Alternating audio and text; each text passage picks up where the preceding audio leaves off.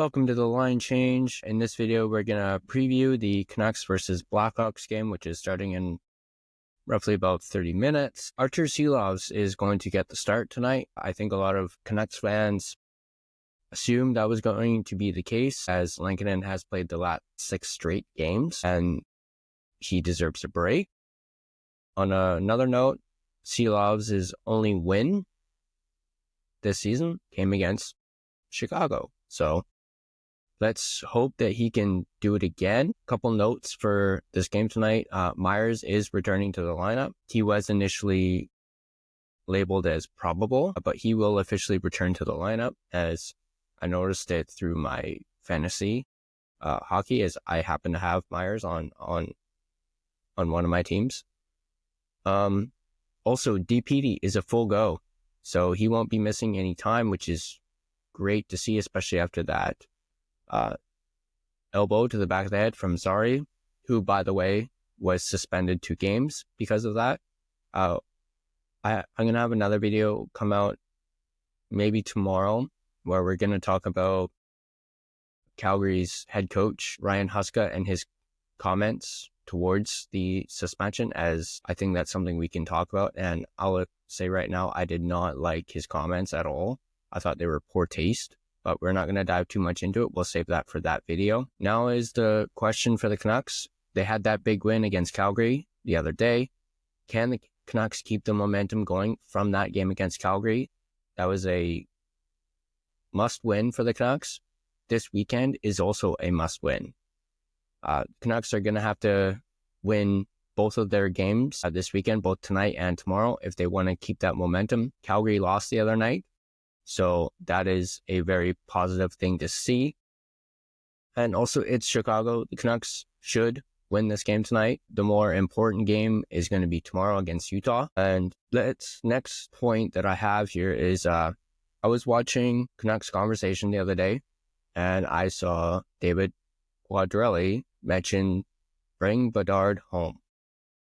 So we're going to really kind of dive into that. I know we did a video a number of weeks ago where we talked about the potential for Bedard becoming a Vancouver Canuck in about 5 years when he becomes a UFA. You can find that video up here. And we're going to talk about it again because it seems like Quads is in the same boat as me when it comes to bringing Bedard home. For those of you that don't know, in the last Chicago game, Bedard got a 10-minute misconduct for abuse of the officials. Obviously, that is a question mark for that, as Bedard's usually not the type to abuse the officials with his language. And you even saw on the video of when it happened, there was a missed tripping call on Bedard, and he wasn't happy about it. Supposedly, he said something to the referees and then went to the bench. And then when he was at the bench, one of the referees came over and spoke to him. The referee was shaking his head at him. And then Bedard wasn't being animated or saying, like losing his cool or anything. And then he changed out his stick. The referee skated away. And then they called the penalty on Bedard. And you saw Bedard go like this, like, what? What did I do? I don't know the full extent of the details, but yeah, Bedard got a 10-minute misconduct for abuse of the officials, which was strange. As I mentioned, Bedard's not that type. He's not that type of player to bash the referees. But I also watched a post-game video on him, and just looking at his body language, his demeanor, like, get the kid out of Chicago. Like, he does not look like he's having fun at all. The team is playing poorly. The team is out of the playoff picture, and he just does not look like he's enjoying himself in Chicago. So that's why I bring up the fact of bringing Bedard home, as he can be on a better team. He can be closer to home.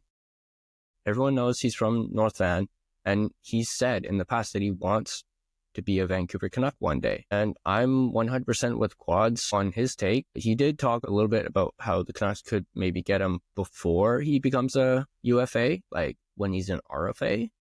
Canucks could maybe go after him.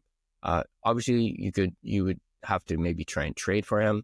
Obviously, if the Canucks went that route, the Blackhawks would want a major haul in return to even entertain it. I don't know if the Canucks really have those assets right now. And if they did, they would have to part with the likes of Lekaramaki, Willander, and maybe even DPD might, get the Blackhawks looking, and maybe some draft picks like future first rounders, maybe second rounders as well. It would have to be a major package, and I don't know if the Canucks would be able to do that. So I still think their best bet is to wait until he becomes a UFA, hope that he doesn't sign a long-term deal with the Blackhawks and signs with us as a UFA in about 5 years or so. I still think between Bedard and Celebrini, Bedard is the more likely to actually one day be a Vancouver Canuck. And yeah, that's just my personal opinion. I think he's the more likely out of the two. Yeah, but that's really all that on Bedard. Obviously, he's looking to have a better game than he did last time he was here in Vancouver, as I don't believe he got a point in the game last time the Blackhawks visited the Raj. So yeah, tonight, Silovs is starting. Myers returns to the lineup. Canucks need to win tonight. They need to keep that momentum going. What are your guys' predictions on what the score is going to be? Go ahead and let me know in the comment section down below what you think the score is going to be. Obviously, Quinn Hughes will, as far as I know, is going to be in the lineup. Can Elias Pettersson keep things rolling from that game against Calgary we talked about in a most recent video on whether or not he's back to form? We'll have further answers to that question in this weekend series against both the Hawks and Utah. So hopefully he can produce tonight and just keep that momentum going that he's built, keep that confidence going. And that's going to do it for this preview video. I'll see you guys a little later when I do the game recap. If you like this video, go ahead and hit that like button. If you're not subscribed to The Line Change, please subscribe. You stay up to date on all things Canucks. Also, if you hit that little bell, you get notified every single time that we upload a video. Until then, I'll see you guys in the next video.